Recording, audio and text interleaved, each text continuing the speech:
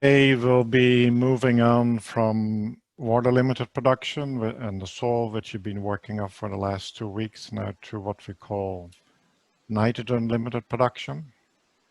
Итак, сегодня мы, как помните, ранее мы уже работали с почвами, с данными по почвам, также делали, то есть занимались продуктивностью лимитированной по влаге. Сегодня переходим к продуктивности с ограниченным азотным питанием, с ограничением по азотному питанию. And so we'll be talking mainly today about some of the soil process, and we'll show you some examples also about the interaction between the soil and the plant with respect to nitrogen limited production. Мы также сегодня поговорим о некоторых процессах, которые происходят внутри почвы, и о том, как происходит взаимодействие почвы и растений, культур, именно с точки зрения азота. And we've shown you this slide already several times, so just as a refresher where we're at currently. So we started off with talking about potential production. Этот слайд вы уже видели много раз, но просто для того, чтобы освежить память, значит, первое, под цифрой 1 у нас потенциальная продуктивность или производительность. So with potential production, we're looking mainly at the weather conditions as being limited, only solar radiation and temperature, plus genetics, and then also, of course, CO2 as it is continuously increasing over time. Здесь у нас какие определяющие факторы? В основном, как вы видите, они относятся к погодным различным условиям, то есть это объем или количество солнечной радиации, температура, также некоторые генетические характеристики культур, ну и, конечно, содержание СО2, потому что он постоянно накапливается. So then today we're looking at the attainable production, and again during the last few weeks you mainly looked at water, looking at precipitation as the main input, and irrigation as one of the main management factors, but not a requirement, based on the discussion we had a few minutes ago. Под цифрой 2 у нас достижимая производительность или урожайность, и мы уже говорили о некоторых ограничивающих факторах, как то вода, да, которая у нас может быть в виде осадков или в виде оросительной воды, и это уже вопрос управления сельскохозяйственными угодьями. И, как вы поняли, вот мы сегодня тоже об этом говорили, что вода или влага в почве может появляться не только, модель может учитывать влагу, которая появляется не только в результате полива, орошения, но также и в результате выпадения осадков. So we know that with the nutrients, the many different nutrients that are important for plant growth, but we'll start with the most important one, which is nitrogen. Ну и еще одним ограничением или ограничивающим фактором может быть содержание питательных веществ в почве. Мы поговорим о самых главных из них и начнем, наверное, с самого главного – это азот. So what we see here is the amount of fertilizer that is used in various regions across the globe, starting in 1961 through about 2013. And we see that different regions really have increased significantly. While we look, for instance, at Africa, one of the poorest regions, there's hardly any increase in the use of fertilizer between 1961 and 2013. На этом графике вы видите кривые, которые отображают объем удобрений, которые используются в различных регионах мира, и здесь данные представлены в динамике, то есть начиная с 1961 по примерно 2013 год. Мы видим, что, например, в Африке, да, одном из беднейших регионов мира, практически ситуация не менялась.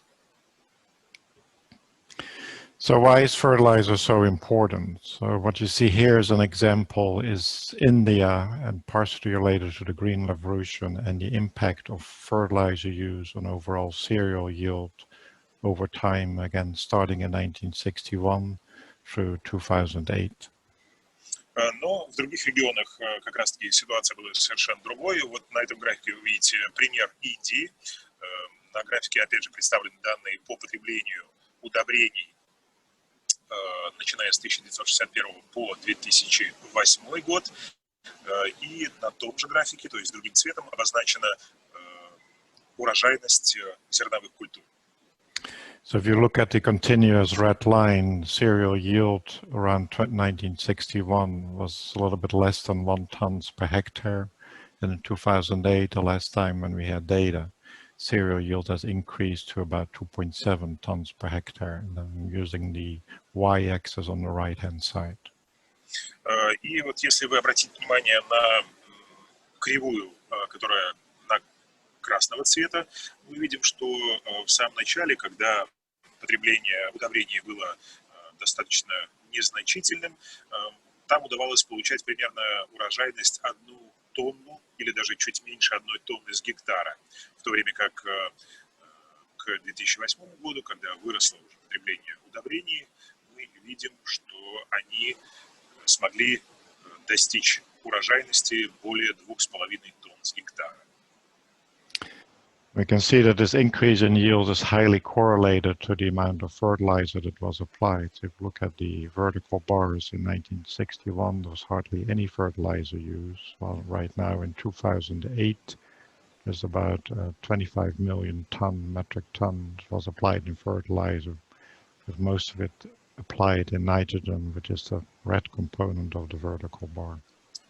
Ну и опять же, график нам дает четкое представление о том, вот этом прямом соответствии прямой зависимости количества удобрений, которое было использовано, и получены в результате этого урожайности. Мы видим, что очень сильно увеличилось потребление удобрений, примерно до 25 миллионов метрических тонн, и красным цветом обозначен как раз-таки азот. Мы видим, что его используется больше всего. So if we compare that to sub-Saharan Africa, shown in this slide, again, the red line, looking at total cereal yields, in 1961 was around 0.8 tons per hectare, and in 2008 was a little bit less than 1.2 tons per hectare. So we hardly see any increase in yield during the last 45, close to 50 years. Ну, тот же самый график, только здесь данные по странам тропической Африки или стран, которые находятся южнее Сахары. Мы видим, что с 1961 года объем потребляемых удобрений в этих странах увеличился не сильно, но и то же самое можно сказать по урожайности, в то время как в начале 70-х годов она была примерно 800 килограмм с гектара. В 2008 году она примерно соответствует 1,2 тонн с гектара. We can again see that there's a correlation between even the slow increase in yield and the amount of fertilizer applied, but the left y-axis, the amount of fertilizer shown is a lot less than that we saw in the previous slide for India. So there's hardly any increase in use of fertilizer, in sub-Saharan Africa. Ну и мы видим, что, конечно, зависимость, корреляция между ростом удобрений, которые используются, и урожайностью не такая прямая, не такая очевидная, как в Индии, но в любом случае они смогли достичь какого-то повышения, хотя количество удобрений, в принципе, было небольшое.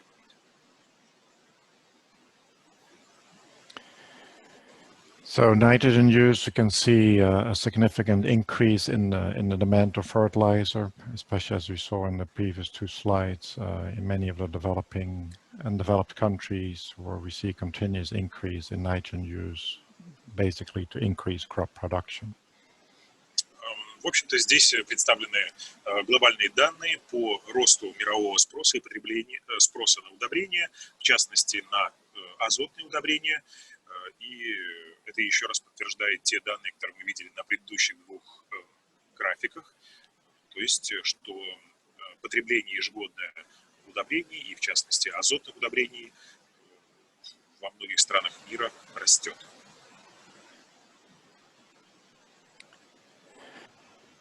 So as a result, really what we're also concerned about is that in general in agriculture, the efficiency of nitrogen fertilizer that is applied, especially for the cereal crop, is not extremely, is not being used as we would like it to see by the crop. So a lot of nitrogen is lost, for instance, to nitrogen leaching to the groundwater.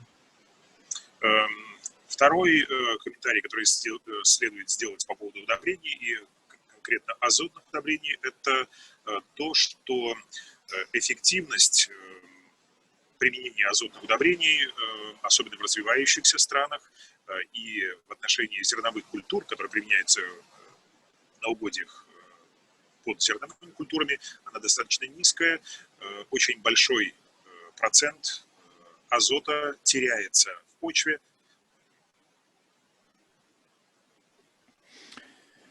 So one of the challenges we also face, although the energy costs right now on the world market are relatively low, that it does require a lot of energy to actually produce fertilizer. На этом слайде, то есть этот слайд иллюстрирует утверждение о том, что несмотря на то, что, в общем-то, энергия сейчас становится дешевле, для производства удобрений требуется достаточно много ее. So shown here in the slide, we know that urea fertilizer is quite an important fertilizer in the agricultural systems, and 1 ton of urea fertilizer requires approximately 4 barrels of energy equivalency to produce the 1 ton. Вот конкретно здесь изображена, то есть удобрение, мешок с удобрениями на основе мочевины. Так вот, для производства 1 тонны таких удобрений требуется примерно 4 бочки 200-литровые нефти.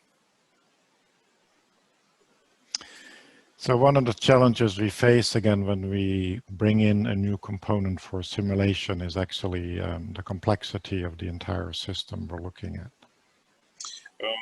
Что, возвращаясь к нашим моделям, при введении нового фактора, то есть введении нового блока данных, система усложняется. So as I showed you in my first slide, is when we talk about potential production, we're mainly interested in the inputs of solar radiation and temperature. We look at genetics, and we look at some of the management practices, such as planting date and spacing. Как я вот говорил на своем первом слайде, то есть когда мы говорим об об определяющих факторах, мы в основном говорили о солнечной радиации, о температуре, о том, что на урожайность, на производительность культур также влияют генетические характеристики. So during the last couple of weeks, we've looked at the simulation of the water balance, so that required soil profile characteristics as an input, and I know some of you are still looking for your local soil data. Precipitation as an input from the weather data, and also if you're looking at an irrigation system, irrigation management. Также на протяжении последних 2 недель мы с вами обсуждали и работали по водному балансу, по влагоемкости и содержанию влаги в почве.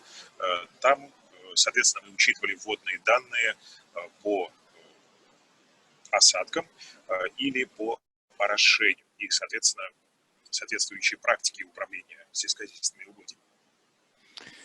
So now when we add the soil and plant nitrogen balance to the system, we first of all again need to add the associated inputs. That would be inorganic nitrogen fertilizer, as well as organic fertilizer such as manure, as part of our simulation.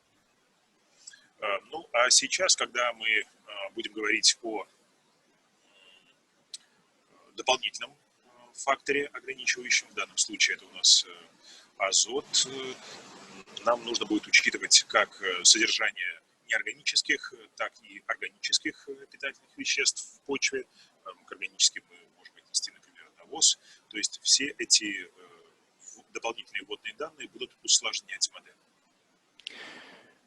Again, we talked a little bit about initial conditions with respect to soil moisture, but now we need to be concerned about any residues that are remaining on the field from the previous crop, both above ground as well as below ground.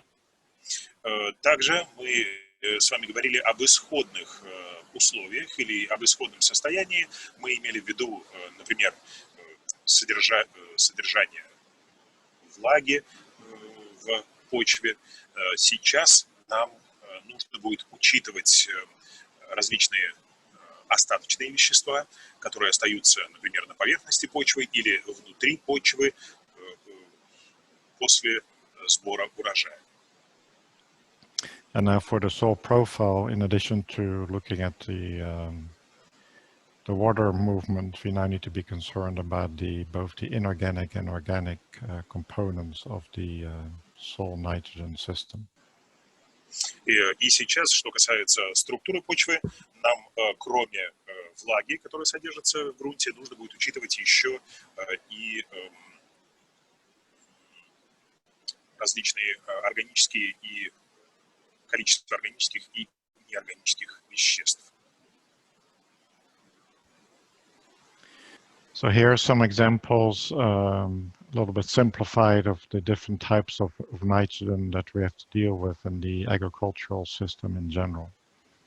Здесь на этой схеме вы видите некоторые, это такая упрощенная схема, вы видите некоторые из типов азота, которые мы должны учитывать при моделировании сельскохозяйственного производства. So in the green box, we can see both the crops we're interested in, but we also know that the animals also are an important part of the agricultural system. Вот в зеленом прямоугольнике у нас указано crop по-английски, то есть культура, но мы знаем, что кроме сельскохозяйственных культур, в общем-то, достаточно большую роль в сельском хозяйстве играют и животные. And we can see that on the bottom of the profile, if we lose any of the nitrogen through nitrogen leaching, that can have an impact on groundwater, can turn into the stream water, rivers, and ultimately can get back into the oceans. И в самом низу схемы мы видим, что определенная доля азота может теряться из почвы, уходить в результате, например, вымывания азота. Она может попадать в подземные воды, соответственно, попадать там, в ручьи, в реки, и это уже может серьезно влиять на общую экологическую обстановку в районе. We also know that some of our cropping systems, and especially rice, irrigated rice, contribute a significant amount to greenhouse gas emissions, both at NOx and N2O, as shown here on the top of the green bar and on the right. And this contributes to increases in the stratosphere of N2O. Мы также знаем, что некоторые сельскохозяйственные культуры, например, или системы сельскохозяйственные, как, например, поливное выращивание риса, достаточно существенную долю выделяют углекислого газа и, соответственно, являются фактором парникового эффекта и влияют на те процессы, которые происходят, например, уже в стратосфере. On the left-hand side, as I also talked about in my previous slide, we see the amount of energy required to actually produce, especially the inorganic fertilizer. И еще одним фактором, который связан с удобрениями и, в частности, азотными удобрениями, это то, о чем я говорил на своем предыдущем слайде, это то, что для производства таких удобрений требуется достаточно много энергии. And we can also see in this diagram the various forms of nitrogen we have to deal with, especially nitrate and ammonia, which are used as fertilizer and move in the soil system, but also then the components that cause the associated nitrogen pollution. Также на этой схеме вы видите различные типы азота, которые мы должны учитывать, в частности, органический, неорганический.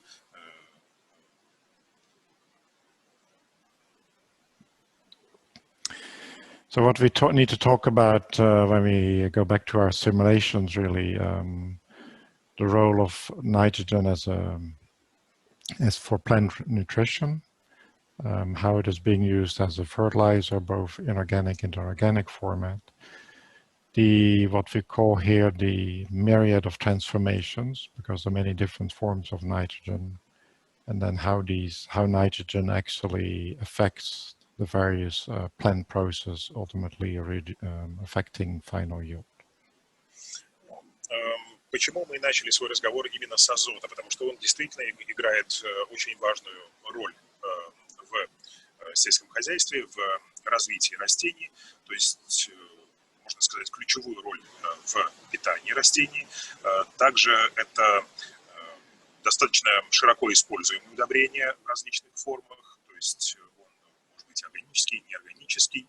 Здесь также вот написано мириады трансформаций или преобразований, то есть знаем, что существует огромное количество различных форм азота. И четвертый комментарий – это то, что очень по-разному содержание азота в почве, особенно с учетом других факторов, может влиять на урожайность, на продуктивность культуры. So when we start again with the soil, because that's the basic source of the supply of nitrogen to the plants, you just want to be sure that you understand that plants only use inorganic nitrogen, both ammonia and nitrate, as input into their actually root system. Что мы должны и вы должны учитывать, когда вы работаете вот с ограничением по азотному питанию? В первую очередь, конечно, нужно понимать, что растения могут использовать для своего роста только неорганический азот. That inorganic nitrogen is inorganic nitrogen, independent on where it came from. So basically, if it came from organic material or inorganic material produced through energy, it is still the same type of inorganic nitrogen. Второе – это то, что неорганический азот всегда остается неорганическим. Что имеется в виду? Что вне зависимости от того, из какого источника он попал в почву, будь то органический исходный источник или неорганический, растениям не важно. So there is a lot of discussion, especially say in the US and Europe, and I'm not really sure about Central Asia, about what people refer to as organic farming, where people try to use organic material as input for the plant system, but ultimately the plants don't extract organic material, they only extract inorganic material, and the process occurs for what we call mineralization, which is the conversion from organic N coming from plant residue or animal manure into inorganic nitrogen. И я не знаю, насколько сейчас тема органического фермерства и органического сельского хозяйства актуальна в Центральной Азии, но, по крайней мере, в Америке и в Западной Европе об этом очень много и активно говорят. Но, опять же, не нужно забывать о том, что растения не могут усваивать органические вещества. Они в любом случае для того, чтобы их адсорбировать, должны преобразовать, то есть органические вещества должны преобразоваться в неорганические. И этот процесс называется минерализацией. So this whole process of mineralization that occurs only in the soil and is really independent of the need of the plant. So a lot of this driven by is basically microbiological process, but it is driven by some of the conditions in the soil, such as soil temperature and especially soil moisture. Минерализация также следует помнить о том, что минерализация не зависит от потребности растений в каких-либо веществах, потому что это по сути микробиологический процесс, который зависит от условий состояния почвы, например, от температуры и от содержания влаги в почве. However, the plants can exert some material that could affect actually the mineralization process. So indirectly, the plant can affect this whole process. Но все-таки растения могут влиять на то, как проходит процесс минерализации. So then we already talked about this some of the previous slide. Basically, some of the inorganic nitrogen that is not being used by the plant can actually be lost through the bottom of the profile through nitrogen leaching, through denitrification, and even through volatilization back into the air. Как мы уже сегодня вкратце говорили, достаточно большая часть неорганического азота может теряться, то есть не весь его растения усваивают. Если мы говорим о самом низе структуры почвы, в самых низких слоях, то азот может теряться за счет выщелачивания, также за счет денитрификации, и даже какая-то его часть может улетучиваться, испаряться, то есть выходить в атмосферу вместе с испарением.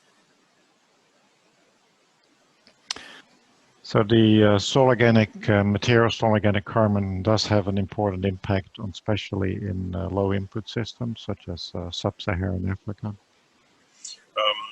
Вот это содержание азота, и в том числе содержание углерода органического и органического углерода и азота, имеет особое значение на регионах с низкопродуктивными почвами, как, например, в странах тропической Африки.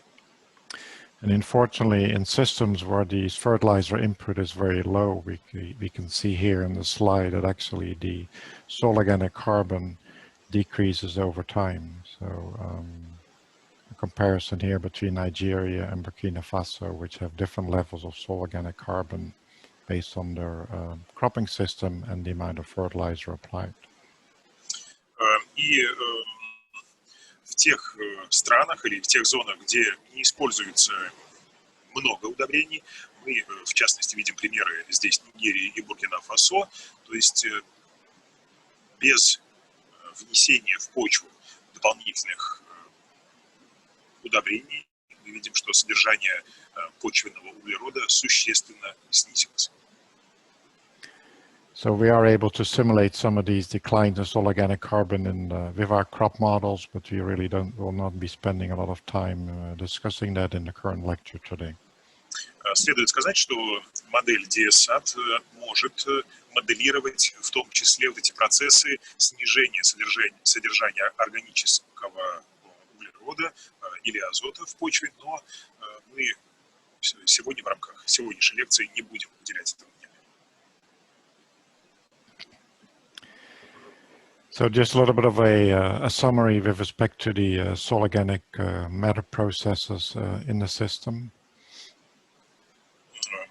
Такие замечания или финальные комментарии по процессам, которые происходят с органическими веществами в почве.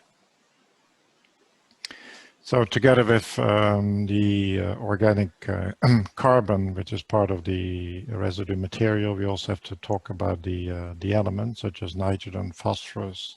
They're all part of the soil organic matters in the soil. Кроме органического углерода, который является составляющей тех остатков растений или других каких-то веществ, которые попадают в почву, мы также в системе, в модели должны учитывать процессы, которые происходят в почве с органическим азотом и фосфором и другими элементами. So in this slide, in the second bullet, we refer to it as a decomposition, and earlier I talked about the mineralization, but basically that means the transformation from the soil organic matter from its organic state to its inorganic state, and during this process carbon dioxide is released to the atmosphere and the nutrients will become available in an inorganic form, especially for nitrogen and phosphorus.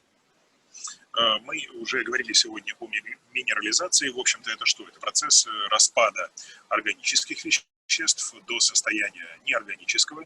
Так вот, по мере разложения органических веществ на неорганические, из почвы выделяется в атмосферу СО2, а питательные вещества, как, например, неорганический азот или неорганический фосфор, становятся доступными для растений. So currently there's a lot of references to a term called soil health, which is a very qualitative term, but in general it relates to the amount of organic matter that we can find in the soil. In general, the more organic matter we have in the soil, the better it is for soil health. Сейчас очень популярным становится термин по-английски soil health, то есть здоровье почвы. Ну, в общем, это такой достаточно количественный показатель. Ну, другими словами, в общем-то, это способность почвы к удержанию воды, к содержанию в почве органических питательных веществ. И все это и заключено, это и обозначает термин «здоровье почвы». So when we add more organic matter to the soil, it allows the soil to improve its water holding capacity. So for the same amount of soil, it can now hold more water, which is actually beneficial, especially for rain-fed systems. Что тут главное запомнить или знать, что чем больше содержится органических каких-либо веществ в почве, тем выше или тем лучше, можно сказать, здоровье вот этой почвы. Потому что чем больше этих органических веществ, тем, например, выше способность почвы удерживать влагу. А это особенно актуально для тех систем, где выращивание то есть для систем с багарного сельского хозяйства. And of course, it's a good source for nutrients, especially for nitrogen and phosphorus. Конечно, органические вещества, которые содержатся в почве, являются отличным источником таких питательных веществ, необходимых растениям, как, например, азот и фосфор. So in general, it also will improve the soil structure. So in addition to the water holding capacity improvement, it also allows the more air-filled pore space. Roots will allowed to grow better in soils that have more organic matter. Ну, также высокое содержание органических веществ в почве в целом улучшает структуру почвы, повышается содержание кислорода в почве, а мы знаем, что корни растений им расти лучше, конечно, в той почве, где достаточно кислорода. And for some of the farming systems, sometimes in the US refer to this as the no-till system, where there's actually no plowing and tillage occurring. If you leave the organic material on the soil surface, it will reduce runoff and thus erosion. Также мы знаем, что существуют системы ведения сельского хозяйства без вспахивания, то есть все органические вещества, остатки от предыдущего урожая, они остаются в почве на поверхности, и это предотвращает улетучивание углекислого газа в атмосферу.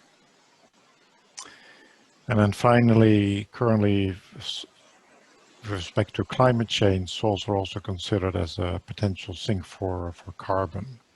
So sometimes referred to as carbon sequestration, where if we add more soil organic matter to the soil system in general, we increase the soil carbon in the soil. So it has double beneficial both for the soil as well as for the atmosphere. Также, если посмотреть на этот вопрос с точки зрения изменения климата, почвы рассматриваются как естественные поглотители углерода. Вы, наверное, слышали такой термин секвестрация углерода. Чем выше содержание органических веществ в почве, тем почва лучше, более пригодна для удержания углерода, соответственно, предотвращения изменения климата. То есть здесь такой двойной эффект получается. Во-первых, у нас удерживается углерод в почве, который нужен растению. Во-вторых, меньше вреда наносится окружающей среде. So then if you talk a little bit about the factors that influence the nitrogen supply to the plants, is first of all, it relates to the amount of nitrogen, inorganic nitrogen in this case, that we can find in the root zone, both the nitrate nitrogen as the ammonia nitrogen, both are important in the soil solution concentration. Значит, какие же факторы влияют на способность растений усваивать азот? Во-первых, это количество минерального, то есть неорганического азота в корневой зоне.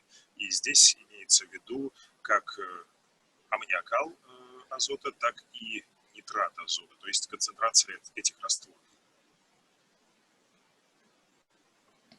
Of course, then the roots need to be able to extract the nitrogen, so we need to grow roots in order to find the nitrogen that is distributed in the soil. So rooting density plays a critical role in the entire process.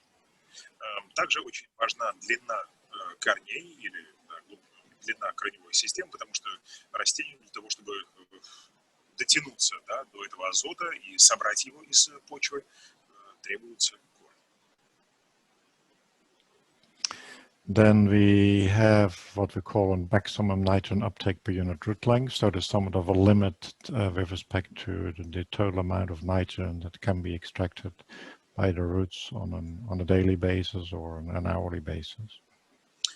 Также очень важным фактором является максимальный объем или количество азота, который может поглощаться единицей длины или единицей измерения корневой системы. То есть и эти данные, то есть это рассчитывается там, каждый день на единицу корневой системы, каждую неделю, каждый месяц и так далее. And then also soil moisture plays a critical role in this entire nitrogen supply and nitrogen uptake process as well.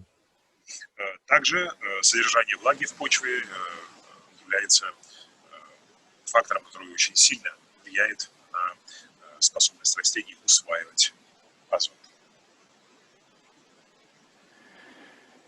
So, having discussed a little bit of some of the processes and just gave you a very brief overview, we have some criteria in how we're going to transform all the scientific information into a set of mathematical equations that can be used in these models.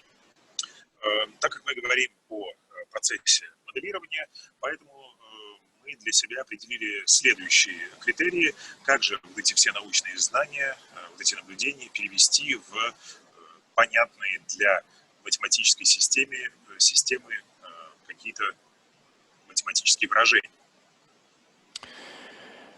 So we want these equations to be relatively simple, and simple within quotes, because we do want to be as accurate as possible in simulating these different processes. В первую очередь, эти уравнения или формулы должны быть максимально, так скажем, в кавычках, простыми, упрощенными, конечно, до определенной степени. Почему? Потому что мы хотим, чтобы с одной стороны они были достаточно простыми, с другой, чтобы они учитывали весь этот спектр различных факторов и возможных условий. As already talked about earlier, we have both organic and inorganic nitrogen and carbon, so we need to be able to simulate all these processes in the crop model. Также, как мы уже говорили, в почве присутствует как органический, так и неорганический, например, углерод и азот, и модель должна быть в состоянии учитывать все это. We also want to make sure that the inputs required are few, because we know that many of you and others who use the DSET crop modeling system are unable to obtain all these inputs. So basically require few inputs and inputs that can be relatively easily obtained by you as a user. Также еще одним критерием является то есть отсутствие необходимости множества какого-то многочисленных видов входных данных, потому что мы знаем, что не всегда эти данные можно получить или они недоступны, поэтому при разработке этого блока модели мы старались сделать, то есть сократить вот этот вот спектр необходимых вводных данных.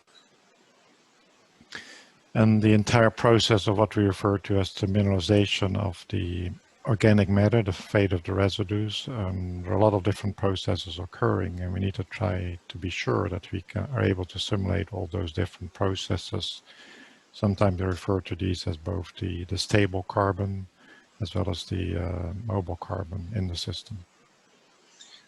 Также, как мы уже говорили, в почве происходит огромное количество различных процессов, и модель должна быть в состоянии учитывать, скажем так, судьбу, да, что происходит с вот этими различными веществами и остатками растений. И в частности для этого в модели используются такие термины, как стабильный или стационарный и мобильный азот. The other challenge we face is that we have different types of soils. You already saw some of that when you were simulating the soil water dynamics. So sandy soils respond differently than clay soils. So we need to make sure that all these processes are able to simulate it accurately, the diversity of different soil classifications and soil textures. Также, как мы уже работали, то есть обсуждали раньше, существует много типов почв, в которых больше содержания глины или песка, и они по-разному реагируют, по-разному ведут, то есть органические и неорганические вещества по-разному ведут себя в этих почвах. И, то есть, ставилось требование, или мы стремились к тому, чтобы модель учитывала вот эти различные процессы в разных типах почвы и в грунтах с разной структурой. And in my first bullet statement, I talk about the model being simple, but at the same time, we also need to make sure that we have reliable simulations of all the processes we're dealing with respect to the nitrogen transformations. It is somewhat challenging. Я в самом начале говорил о том, что вот эти формулы, математические выражения, они должны быть достаточно простыми, но еще раз подчеркну, что перед моделью ставилась цель обеспечения надежного, достоверного моделирования соответствующих процессов, например, в зависимости от разных факторов, например, от содержания влаги в почве и так далее. And then last but not least, it's also very important that whatever we simulate with respect to what we call our state variables, the state of the system, that we can evaluate these simulations with some type of observations from the field. И, конечно, как для любой другой модели, важно быть в состоянии оценить и верифицировать результаты моделирования. Вот это можно сделать, например, на основании данных о состоянии системы. So again, here's another diagram showing a little bit of some of the processes we will be dealing with in the crop model, most of it dealing with the below ground processes.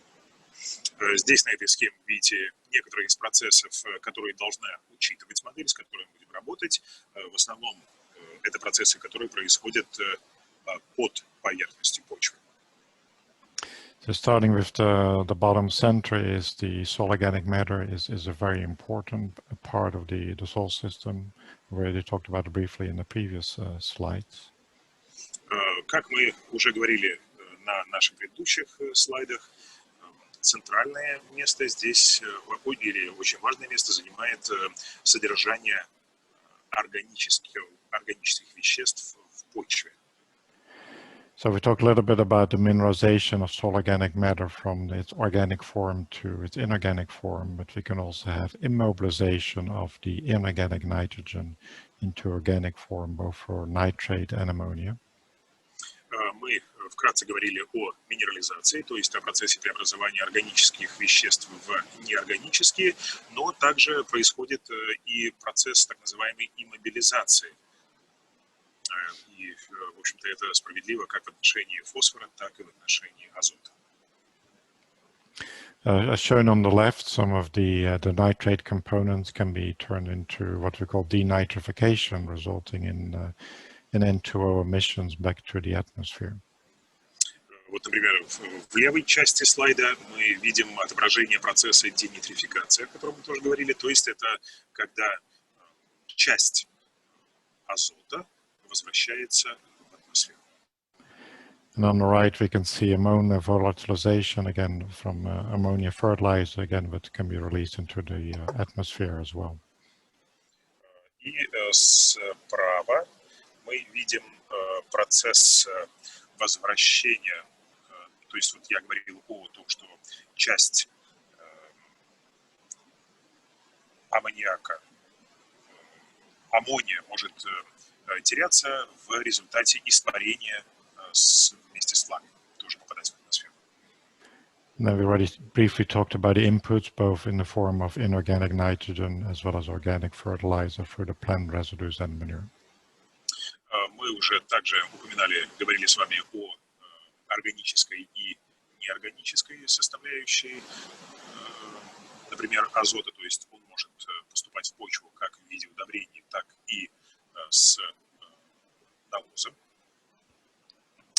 And then on the top next to the green plant, we also see a term what we call symbiotic fixation. So we know that some of the crops are able to fix nitrogen, especially legume crops.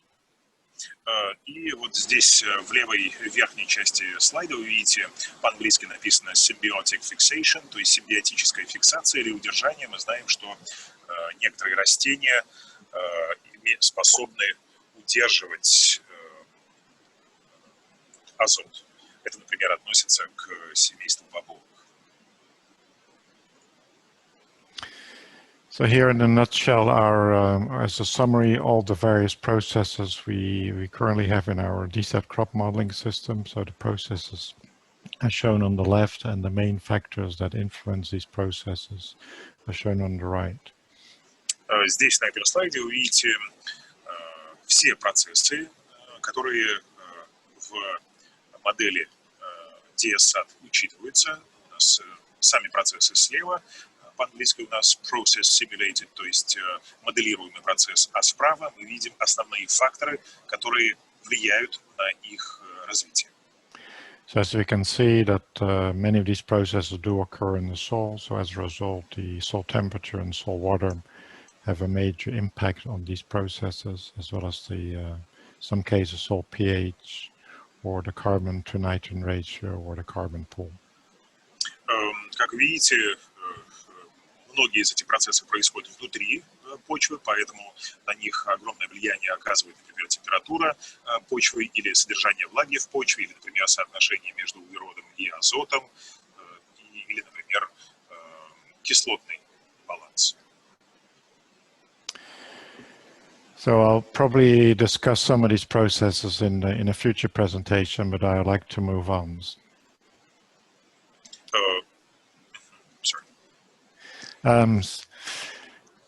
So in this slide also I would like to emphasize that when we talk about the simulation of nitrogen, both the organic and the inorganic nitrogen, that we have to do these simulations for each individual soil horizon, or in this case shown as soil layer. So we have again what we refer to as state variables, which give the condition at the end of the day with respect to the amount of water, which we discussed previously. Now we need to be concerned about urea, nitrate, ammonia, and the different forms of soil organic matter. And we're calculating that for each individual soil layer or soil horizon. Так же, как мы делали, когда говорили о содержании о влажности почвы, то же самое мы должны делать и с нашим органическим веществом в почве. То есть модель учитывает содержание, например, мочевины или нитратов, или аммиака, и в том числе органических веществ в каждом из горизонтов, в каждом из слоев почвы. So to summarize a little bit some of the soil nitrogen processes we will be going through when we do the simulations. So again, we'll be starting what we refer to as setting up the boundary conditions. So at the beginning of the simulation, we basically need to initialize the crop model. На этом слайде вы видите некоторые из процессов, о которых мы поговорим в рамках моделирования продуктивности, ограниченной азотом или азотным питанием. Okay, sorry. So we need to define the amount of nitrate and ammonia that actually present in the soil. We know that it's very difficult to measure. So in many cases we just estimate that, and hopefully Cheryl will show that in part of her presentation. We also need to define the residue which is remaining from the previous crop. Again, we realize it's difficult to estimate, so we just, some cases, guess the amount of what that should be. Как и при любом другом моделировании, этот процесс моделирования должен начаться в какой-то момент, в какой-то точке, поэтому первая фаза – это инициализация, то есть мы должны задать определенные исходные условия или переменные состояния системы. После этого, то есть кроме этого, мы должны также задать исходный объем каких-либо органических остатков в почве, например, от предыдущего урожая. Очень сложно это как-то измерить, поэтому мы будем предполагать, то есть задавать какие-то предполагаемые значения. Then we need to deal with management, and we use the term here placement, so we can both apply organic fertilizer or manure, and we need to, when we apply that, we need to know the amount we apply, the date when we apply the organic fertilizer, as well as how we apply it, and if it is being incorporated through some type of tillage operation. Далее мы должны также в модель внести данные по поводу наших органических или неорганических удобрений, то есть в данном случае по-английски это называется placement, то есть внесение. И здесь нам нужно будет сказать модели, когда, в какую дату, или в какие дни вносятся удобрения, какие это удобрения, в каком объеме и, например, каким образом, то есть перепахивается ли поле после внесения удобрений. And the same applies to inorganic fertilizer, so there would be nitrate and ammonia. Again, we need to know how much fertilizer is being applied. We need to know the date when the fertilizer was applied and how it was applied, and if there was any tillage operation for incorporation.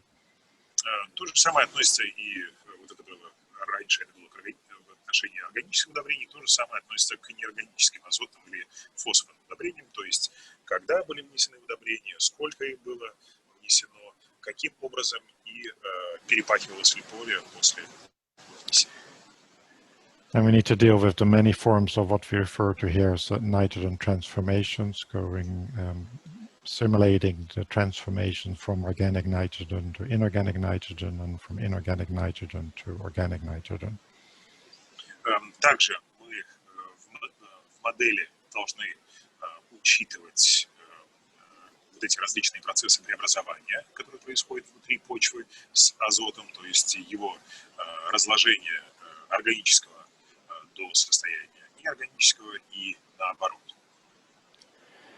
And similar to water, we also need to be concerned and simulate the nitrogen movement between the soil layers, because we do know that nitrate, ammonia move down into the down in the profile to the bottom of the profile. Так же, как и с водой, мы в модели должны учитывать передвижение,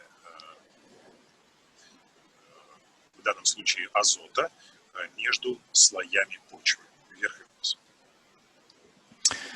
If the nitrogen reaches the bottom of the profile and we have any drainage occurring through water, then we have automatically also nitrate as part of this drainage, so we refer to that as nitrogen leaching. Также, если азот достигает самого низкого, самого нижнего слоя уровня структуры грунта, мы должны вводить фактор или коэффициент выщелачивания азота со дна профиля грунта. And as I mentioned in my earlier slide as well, we then need to simulate the nitrogen uptake by the plants, which is affected by the amount of roots in a particular soil layer, the nitrogen concentration, inorganic nitrogen, both nitrate and ammonia, and the nitrogen uptake rate per unit root length. Также нам нужно будет смоделировать процесс поглощения азота растениями, то есть корнями растений. И это, как мы уже говорили, зависит, во-первых, от того, где, в каком пласте, в каком слое грунта находится азот, насколько там разветвленная корневая система. And then finally, in all our simulations, we need to deal with the nitrogen balance. So we need to make sure that at the end of the day, we don't lose any nitrogen or create any nitrogen in our overall calculations. И последнее, но не менее важное от этого, это так называемый азотный баланс в почве. То есть модель должна учитывать то, сколько азота попало в грунт, сколько из него было поглощено, для того, чтобы не создавался дефицит. So this slide shows a little bit of a summary of the interaction between the type of soils and then the response of the plant with respect to nitrogen and water. So on the x-axis, we see the variance, which is similar to standard deviation. And on the y-axis, we see yield. Здесь на этом слайде вы видите некоторые из процессов, о которых мы уже говорили, то есть взаимодействие между почвой, водой или влагой и азотом, то есть что происходит в различных типах почвы и как на это реагируют сельскохозяйственные культуры. По оси X мы видим изменения в урожайности. Здесь, в частности, используются данные по зерновым. So if we look at the bottom response, bottom line, which is referred to as the low water holding capacity, so this would be sandy soils. So if there's zero nitrogen starting at the bottom of the line, the yield is low and the variance associated with that is low. As we increase the amount of nitrogen applied from 30 to 60 kgs nitrogen per hectare, we can see that both the yield increases, but also the variance increases as well. So that means for a particular condition, depending on the amount of water applied, you can see a lot of variability in the simulations of yield.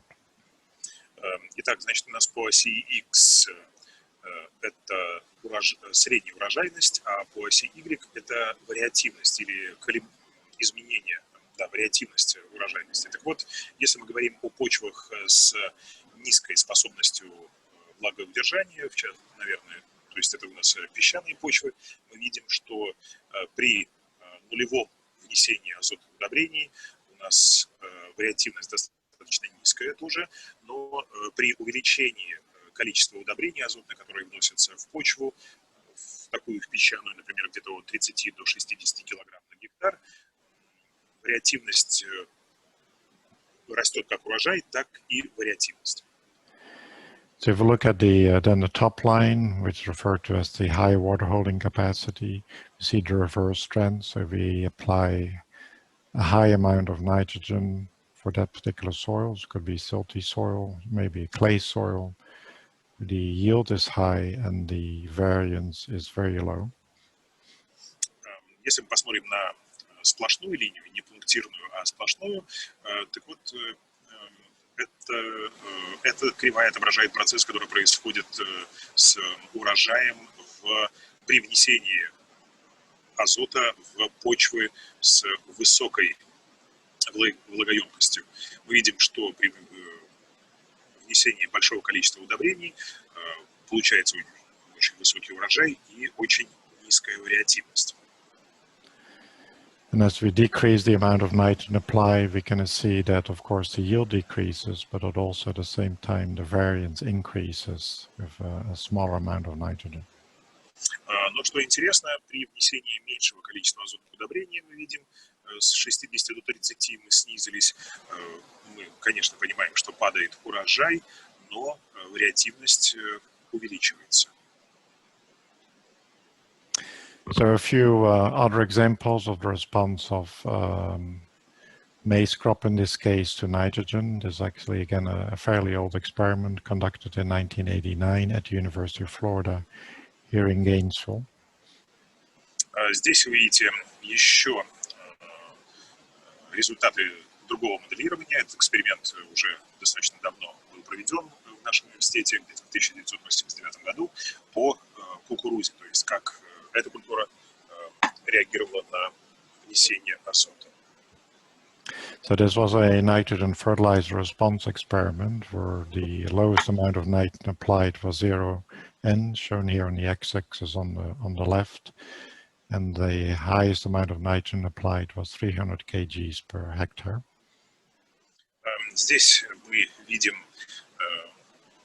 ответ модели по кукурузе на внесение азотных удобрений в самом начале оси X мы видим 0 килограмм на гектар, вплоть до 300 килограмм на гектар. So we used the conditions from this particular experiment as input for the crop model. So it meant we had the daily weather data for 1989, we had the local soil profile, we had the genetics for this particular hybrid, as well as the management applications, especially for nitrogen, all input defined for the crop model. При создании этой модели, то есть для ее создания, у нас были все необходимые данные, в том числе погодные, то есть по количеству, по температурам, по количеству осадков, по структуре почвы. Также мы знали, у нас были данные по генетическим характеристикам именно вот этого гибрида кукурузы, поэтому данные получились вот такие. So then we ran the simulation for the 6 different nitrogen fertilizer application rates, and we compare the simulated data with the observed data. И поэтому после того, как мы ввели в нашу модель все данные, которые у нас были, и прогнали ее, у нас была возможность сопоставить полученные ответы модели с реальными наблюденными данными. So in this graph, the black squares represent the observed data, also with the error for the vertical bars, while the simulated data are represented by the open squares. So we can see that the model does do a fairly good job in simulating the response of nitrogen input starting all the way from 0 nitrogen to 300 kgs of nitrogen. И на данном графике сплошными квадратиками обозначены наблюденные данные, а пустыми квадратиками, то есть белыми внутри, обозначены результаты моделирования. И мы видим, что, в общем-то, достаточно хорошо модель себя показывает. And I forgot to mention that what's shown here is the total above ground biomass, shown on the y-axis, referred to as aerial biomass. Я еще забыл сказать, что по оси Y у нас здесь так называемая по-английски aerial biomass, то есть биомасса, которая находится на поверхности почвы. А вот этими линиями, как обычно, от сплошных квадратиков обозначается погрешность. This is the same response. This is for grain yield, and here the model overpredicts grain yield a little bit, both for the high nitrogen levels at 300 as well as the low nitrogen levels at 0 N.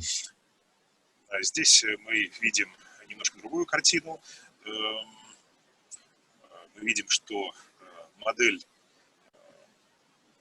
показала более высокие результаты по сравнению с наблюденными данными. And then finally, the amount of nitrogen in the grains. Again, the model does do a fairly good job in simulating this, especially at the low nitrogen and at the high nitrogen level. The model overpredicts slightly the amount of nitrogen in the grain. Значит, первый график у нас касался вот этой вот биомассы, которая находится над поверхностью почвы, aerial biomass. Второй у нас касался количества зерна, да, которое было получено с данного гибрида кукурузы.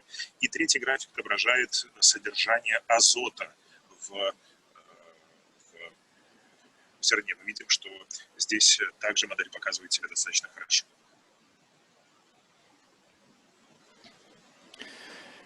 So one thing we liked to emphasize with some of the crop model really is to look at the options to be more efficient in the use of nitrogen fertilizer. So here's a hypothetical example, and hopefully we'll be able to simulate that later on, where we're looking at a mixed cropping system, in this case a maize groundnut rotation. Sorry, Okay, sorry. So I didn't get the first part. okay, so what we're trying to do with the crop models to also emphasize more efficient use of nitrogen fertilizer and evaluate different types of nitrogen practices. То есть в том числе мы используем наши модели для того, чтобы понять, да, вот какое же оптимальное количество удобрений необходимо в разных условиях, в том числе, например, при выращивании не монокультур, а смешанных в сельском хозяйстве. So again, this is very hypothetical, but it's shown here groundnut, which is a nitrogen fixer, doesn't require nitrogen fertilizer, and some of the residue from the crop remaining at the end of the season can be used as an input for the next crop, shown here as maize. В данном случае мы видим арахис, который, как мы знаем, обладает хорошей способностью фиксировать азот в почве, и, в общем-то, это такая гипотетическая модель, но предполагается, что можно варьировать, менять, то есть в один год выращивать арахис, а те остатки, те органические вещества, которые останутся после выращивания арахиса в почве, они благоприятно будут сказываться на урожае кукурузы в следующем году. The other issue we can deal with in the model is when we actually apply the nitrogen fertilizer. So the question would be, should we apply nitrogen fertilizer, all the amount of nitrogen fertilizer prior to planting, or should we equally distribute it during the growing season? Также модель дает нам представление о том, когда лучше вносить, например, нитратные удобрения. То есть нужно будет более эффективно сделать это в самом начале вегетационного сезона, то есть перед посадкой, или, например, распределить их на все протяжение вегетационного сезона. So hopefully during the exercise later on, you'll become a little bit more familiar on how you can use the model to look at these types of management practices and rotation systems. Но я надеюсь, что по мере того, как вы будете работать с моделью, будете все глубже и глубже ее понимать, вы, то есть, поймете вот эти различные способы ее применения, в том числе для ротации культур и выявления таким образом наиболее эффективных сельскохозяйственных практик. So with respect to the inputs, especially for the soil profile, previously we talked about soil texture as an input. Now we also need to be concerned about the soil organic carbon and total nitrogen that could be present in the soil for some of our calculations in the various transformations of the soil processes. Итак, что касается вводных данных, которые необходимы для моделирования, кроме профиля грунта или структуры грунта в каждом слое, нам необходимо будет учитывать, например, содержание органического углерода. And then we will be working with, again, FileX. We'll be now need to turn on the nitrogen simulation, which again Cheryl will show in hopefully in a presentation later on. Итак, мы будем продолжать работать, когда мы будем моделировать процессы с углеродом и азотом, будем продолжать работать в наших файлах FileX. В своей презентации Шерил, я надеюсь, более детально расскажет, что нужно делать. Within the DSET system, we actually have two different options to deal with soil organic matter. The default one is what we refer to as the series options. But those of you familiar with soil process and soil organic matter might know the Sentry model. So we also have what we call the Sentry option in DSET as well, which does a more detailed simulation of the soil organic matter processes.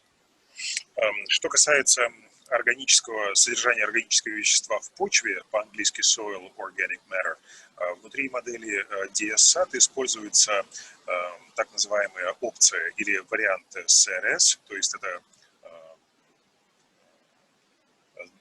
данные по содержанию органических веществ в почве по умолчанию. Ну и, может быть, некоторые из вас уже знакомы с другой моделью. Она называется Century. Также эта модель есть, она встроена в DSM. Again, as I mentioned earlier, we do need to define the initial conditions, so the amount of nitrate and ammonia in the individual soil layers. Также в качестве вводных данных нам нужно будет указать исходный аммоний и селитру, содержание аммония и селитры для каждого слоя почвы. We also need to define, in some cases, we just estimate the amount of root weight that is remaining from the previous crop, as well as if there's any residue, the amount of residue left on the soil profile or incorporated. Также в качестве вводных данных мы должны задать системе или сказать модели, какой у нас объем и вес веществ, например, оставшихся от корней предыдущего урожая. We also, and especially if we're concerned about the soil organic carbon processes, we need to define what we refer to as the field history. So what has happened to the field during the last 5 or 10 years with respect to management, especially if it was good management, or if it was poor management with low input. Также при моделировании процессов с углеродом и азотом нам требуется так называемая история поля или история посевов, то есть что происходило на том или ином поле в предыдущие годы, то есть насколько интенсивно земля разрабатывалась, в какие годы, каким образом это делалось, в каком состоянии были почвы до момента обработки, насколько эффективными были практики и так далее. We've already talked a little bit about the inputs. So we have the organic maintenance, organic fertilizer, so the dates, the amount in dry weight, nitrogen concentration, and if it was incorporated. Также нам потребуются так называемые органические поправки, то есть дата внесения органических удобрений или веществ в сухом весе в килограммах на гектар, содержание азота в процентах, сколько и на какую глубину вносились. And the same for the inorganic fertilizer, again, the date of the application, the fertilizer material, how it was applied, and if it was incorporated or not. And again, of course, the total amount that was applied, and this has to be defined as elemental N, not material.